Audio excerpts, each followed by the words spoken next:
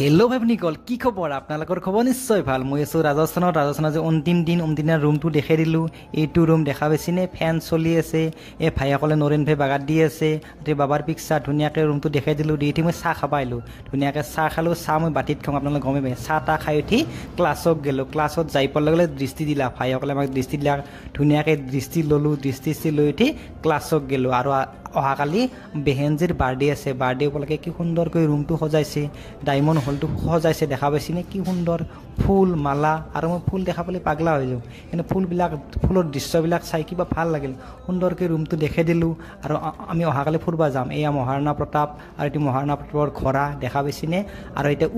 উটত কাবাই চাফাৰ কৰোঁ মই চাফাৰ নকৰোঁ মোৰ ভয় লাগে আমাৰ মাতাজীয়ে উটত চাফাৰ কৰলাক দেখা পাইছেনে বেছি নহয় 100 মিটাৰ বা 200 মিটাৰ ঘূৰে চাফাৰ কৰি উঠি 100 টকা লয় বেছি নলয় ধুনীয়াকৈ মাতাজী চাফাৰ কৰলাক এইটোৱে মিনি ব্লগ চোৱাৰ বাবে ধন্যবাদ।